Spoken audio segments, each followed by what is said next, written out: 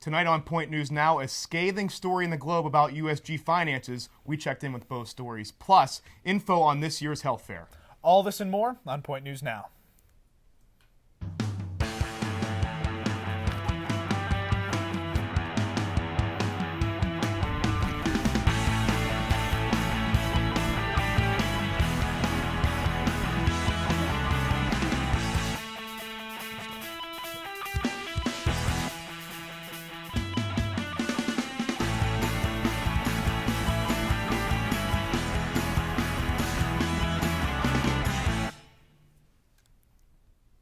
Good evening, I'm Kevin Calhoun. And I'm Josh Furketic. Bad news late this afternoon from the Japanese government. It says the damaged Fukushima nuclear plant will take years before it will fully stabilize. The Financial Times reported that the radioactive material that continues to spill into the atmosphere might not be contained for a few more weeks. In fact, the radiation levels in the seawater near one of the Japanese plants affected by the tsunami continues to spike. According to CNN, the amount of radioactive iodine about 400 yards into the Pacific Ocean has surged to over 4,000 times above the regulatory limit. Officials are not worried about the iodine isotope, however, because it loses half of its radiation every 8 days, but they are worried about the cesium isotope that is over 500 times the normal level in the Pacific. The cesium's half-life is 30 years. Earlier today, 2 U.S. cities reported traces of radiation in milk. The United States Environmental Protection Agency is increasing its monitoring of milk along with rain and drinking water. The 2 areas that have reported the radioactive milk are Spokane, Washington, and San Luis Obispo County in California. The amounts were minor, however. There are many medical and health services that are available for students on campus and around the area, but you may not know about them or where to find them. Point News Now reporter Letitia Henry has the scoop on where you can get them. Did you know that you can get free HIV testing here on campus? Did you know that you can get help anytime during a crisis? Did you know that the university will pay for your cab fare if you need to go to the hospital? Such services were showcased last week at Point Park's annual health fair. The bottom line, there are multiple organizations on and off campus that can assist you with your well-being. We do crisis stabilization. So what that means is we come and we see what's going on right now and we help you in the moment and get somebody hooked up to the services they need for their future to help them heal long term. You can call the 1-888-7-UYOU-CAN number and you call the phone clinician and they will help you. It's the way to get your help. We are the Youth Empowerment Program through PERSAD, and what we do is we are an HIV awareness program, and we're a physical and mental, emotional well-being program. So if you need counseling, we can take you somewhere that will give you counseling. If you need medical help, if you need financial aid, if you need housing, we can find someone who will help you. We answer questions that most people don't know, like if you have questions about sex or STDs, anything like that, you can come ask us. If you need to find us, we have the Gay and Lesbian Community Center, which is right down the road here from Point Park University at 210 Grant Street, right under FedEx Kinko's. Gay, lesbian, bisexual, transgender, straight allies, everybody's welcome. You can get free information on everything there. We also have free HIV testing Thursday nights from the Pittsburgh AIDS Task Force. PAR does a lot of services around sexual violence. We're Allegheny County's local rape crisis center. So we do counseling, individual and group counseling. We do medical and legal advocacy, meaning that we'll go out to a hospital if there's a rape call out there, or we'll walk the victim through the legal process should they choose to press charges. The statistics on college campuses are heartbreaking as far as rape and sexual assault goes. And so to combat that, we like to get the idea out to students that they're sort of in a perfect storm of alcohol and not knowing people when they first get to college and putting themselves into risky situations where it really makes them more vulnerable to sexual assault, and that's why they need to be more informed. We basically help. We're a local nonprofit that helps pregnant women in need. So we have a residential program, a house that's set up in Bellevue that can house up to 8 women at a time that have no place to go. And we also have 2 local distribution centers, one that's in Bellevue and one that's in Washington. Pregnant women in need can come to us and we provide them with the basic necessities they need. So things like diapers, if they're not breastfeeding, formula, clothes for their baby. But they can come into us at the house at any given point during their pregnancy. And they can continue coming to the distribution center as long as they need support. Of course, Point Park Student Health Care Center also provides medical services for students on campus and plans to host several other events this spring. For Point News Now, I'm Leticia Henry. Back to you guys at the desk. Thanks, Leticia. NATO has taken control over air operations in the turmoil-filled country of Libya. According to CNN, the Central Intelligence Agency is still on the ground in Libya, gathering intel and communicating it to NATO. The CIA has been responsible for the rescue of an American pilot who crash-landed in Libya on March 21st. As of now, there is no timetable for the withdrawal of these American forces.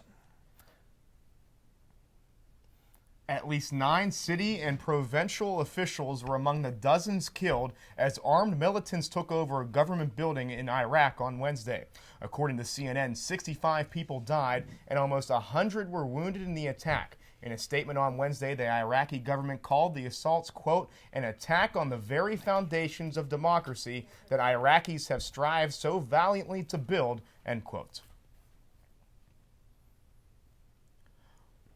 Voter fraud has forced Haiti's election council to delay results of a highly anticipated runoff election that was intended to decide the nation's next leader.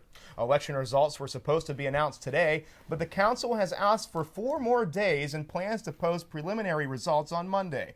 The agency said, quote, a high level of fraud and irregularities of various kinds has been detected in the tabulation of votes, end quote.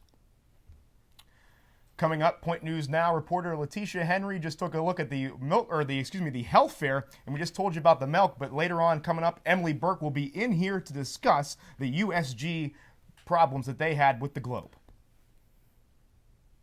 Is right around the corner for many Point Park students. Point News Now reporter Melissa Stokowski has a profile of this year's commencement speaker.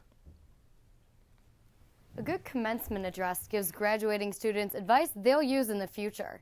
It should come from a place of experience and knowledge, from someone who students will both look up to and relate to. This year's speaker is someone very familiar to both Point Park and Pittsburgh. I think he's a great choice. He's got a big impact on our community, and I think he'll say some great things. He's a true symbol of Pittsburgh sports, and I think sports in Pittsburgh is the only thing that ties everyone together, no matter what their background. Point Park seniors, as well as their family and friends, will listen to KDKA sports anchor Bob Pompiani. It's thrilling, but it's also nerve-wracking because I'm in a position where I have to, talk about some things that I think are pertinent to young kids' lives, and I think I have some pretty good advice to kids, so that's how I'm going to do it. I'm going to make it quick, to the point, use my experiences, and hopefully I want to leave everyone with a positive message. As a 1982 graduate, Point Park is still close to Bob's heart. Having a daughter there, 2 of them now, that makes it more interesting. I thought Point Park was a perfect choice for me. I originally went to Penn State, and it wasn't my cup of tea. It wasn't serving my needs, so I came here, and I knew it was close to a big city life. So I'm happy to be involved, always am. I learned a lot there, and I think I will always remember that. Within the crowd on May 7th will be Bob's daughter and graduating senior, Chelsea Pompiani. I think it's very cool that my dad's giving the address. They asked him a month ago, and he wasn't sure what he was going to do, and then he came to me and he was like, is this going to be awkward that I do the graduation? Are you going to feel uncomfortable?